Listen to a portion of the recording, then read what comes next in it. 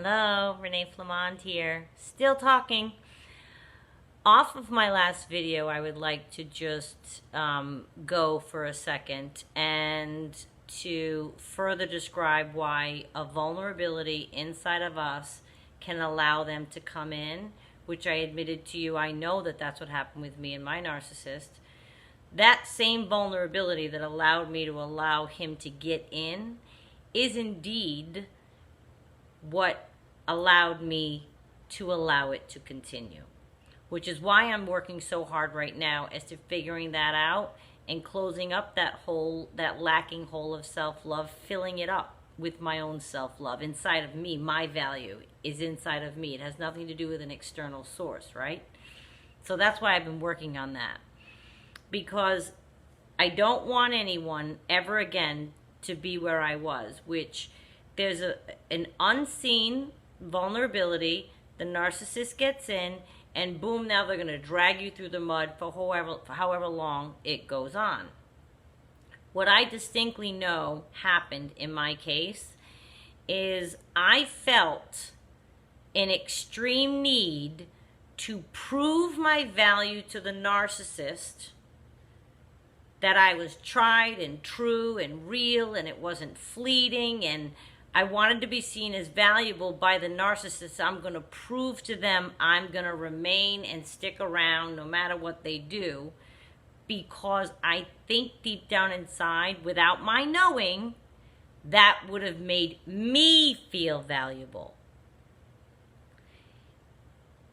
I think I was trying to fix my own lacking of self, whatever it was, with proving to somebody else how valuable I could be to them, and that if they see how valuable I am, that will make me feel so worthy. Isn't that twisted? I know. To say it out loud makes me I'm fascinated at myself. Because first of all, we know the basic lesson of love and self-love is that you have to love yourself before you can love anybody else. We're taught that from the age of nothing, right? And we're also taught that nobody else can complete that for you on the inside. Nobody can love you. You have to love you. You have to complete that inside before you match with somebody else, yes? Or even if you're not matching with somebody else, that's a healthy way you have to have self-love and confidence and a feeling of valuable and worthy and I have all that. I thought I did. I thought I had it buttoned up. I did not. So I'm going to show the narcissist I have value higher than anything he's ever seen. I want to prove that my love is not fleeting. Unfortunately, this may take the form for you, if you feel that way, like it did for me, which is putting up with thing after thing after thing after thing. I really felt I needed to prove my worth to him, I think, because I think that was going to let me feel worth for myself. It was going to make me feel good if I got through to him, if I was there for him, if at the end of all of this work and toil, we ended up together. We did it. I showed him somebody can stick by him. I showed him somebody can love him unconditionally. I felt responsible for this person's feelings, that I was going to show him that I didn't understand narcissism, hadn't started reading about it until we broke up, but I knew there was something that was broken in this person. And I thought, I'm going to show them that all the love in the world was going to heal them. Yeah. I'll show him and he'll see it and we'll be fine. Oh, no, no, no, no, no, no, no, no, no, no, no, no, no, no. This is the real reason why if there's a hole in your self-love, you need to fix it. Even more so than being susceptible to the love bomb, because the love bomb now leads you here to the abuse that you're accepting because you feel that is some twisted way is going to show that you are so valuable. You are so accommodating. You love him so much.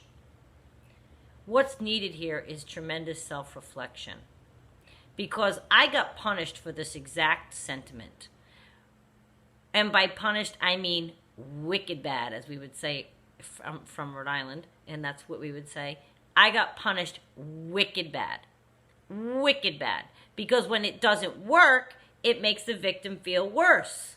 So what I was doing and the effort I was putting in and the stuff I was eating crow seemed daily to try to deal with it and patch over it and work through it. And as nothing was working, it's making me feel worse. And then I'm sinking lower and I'm trying harder. Which is where the putting up with it again and again and again comes in. I'm trying with this incident. It's not working. I feel awful. There's another incident. I'm going to try harder. That didn't work. I feel awful. There's another incident. I'm going to try hard. I was determined to show him that I can handle it. I can deal with it. I can deal with his personality traits, quirks, incidental behavioral tics, whatever. And upon tremendously deep self-reflection, I realized, wow, my responsibility is to myself and myself only. And that is to figure out why I'm not feeling worthy enough with this person to say, no, that's not okay. And once I started to do that and I got out of it, not that that was easy, but I started to be able to do the work. Now, if you are someone that is teetering on that, or you just got out and you think, oh, I'm free, let me get online and start to do whoa. You need to look at why you went to that person, why you tried and tried and tried again with that person. You're not required to make somebody else broken feel fixed. That's what I had to learn. And if that's something that you have in the back of your mind, like once you meet someone broken, boom, you met them, it's your job now. They landed in your front yard. Like a wounded cat or a wounded dog or a wounded bird. They landed in your yard. It's up to you to fix them. You're not going to put them in the neighbor's yard for the neighbor to deal. You're going to deal with it, right? That's kind of how I felt. I felt a responsibility. And I took that upon myself. And this is why I'm making this video. I don't want anyone. It wasn't my responsibility, but I took it on. I realized very quickly this man was broken. Very quickly. Surely early enough that I could have ended it. I really could have and should have. But I felt like he was this wounded creature, and that, again, is because something is lacking in me. What about me makes me feel I need to fix that person? I'm a worthy individual whether or not I fix a broken person that lands in my front yard. I'm still a worthy individual because it's not my job to fix a broken adult that landed in my yard. He isn't, in fact, a wounded bird or a lost child. You would help these things. Whenever I see a child and I'm out in public, I always wait. And then I wait and I wait. I don't approach the child. You can't be a crazy person. But I wait and make sure they have a parent. And if it starts to get upset, I'll go, okay, who is their mother? Who's their father? Where? You make sure children and wounded animals are okay. This adult is not a child or a wounded animal. If they land in your yard broken, you are not responsible to fix them. But I was determined to let the narcissist see that I had value above anybody else he had ever encountered in the whole wide world. And I, the ever-loving empath codependent, will just love you like you've never seen. And I'm going to show you and I'm going to prove it to you. That has nothing to do with him. Those feelings that I had have to do with what's broken in me.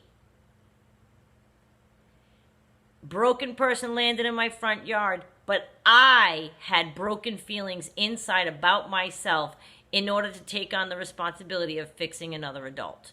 In the name of an abusive string of behavior. I'm not saying if you have a friend or even a partner you meet, they have something they're going through, you help them through it. That's That's what friendship and love is all about. I'm not saying that I will pick my friends up and carry them through life if they need me to. I'm talking about somebody's that broken that it's going to lead to abuse, and that you now accept all of the abuse again and again and again because you've made a vow to yourself. And to keep that vow will prove to you your own worth. I'm going to help this person.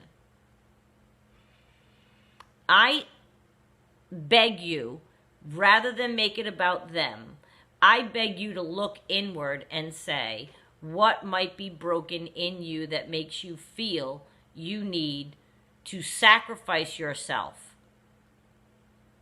for the sake of trying to help another person? Something in you doesn't feel worthy lately. Something in me, I started to look at, okay, so why do you feel that way? Was I bored? Did I need a project because my daughter's off at college? I asked myself everything. Everything. I went through every aspect of life. And that's what you need to do. You need to dissect what's happening, because it is about you that we are trying to get value within ourselves by helping them. That's what was happening to me. So I want us all to look within and find our own self-worth. They are not going to complete it for us. So I would start right now. As soon as this video ends, start asking yourself, make a list, write it down. I'm a visual learner, so writing things down and looking at them helps me. I felt vulnerable about this. I felt vulnerable about that. I felt vulnerable about this. I feel good if I help him because it makes me feel worthy. It makes me feel like he's finally finding someone who loves him. It makes me feel... Then you start filling in those answers and realize none of it's your job, none of it's possible with a narcissist, and it's not connected anyway. Your self-love is not connected to you trying to love somebody else, except for the fact the only connection it has is that you can't truly love another person until you do have your self-love worked out. So I want us all to keep an eye on why we're helping them and what we think we're going to get out of it.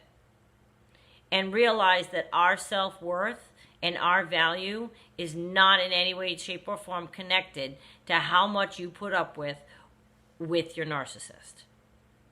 I think that I thought the more that happened, the higher my value looked to him. Wow, she really put up with that? Whoa, she's the one for me, maybe I thought he was going to say. I don't know.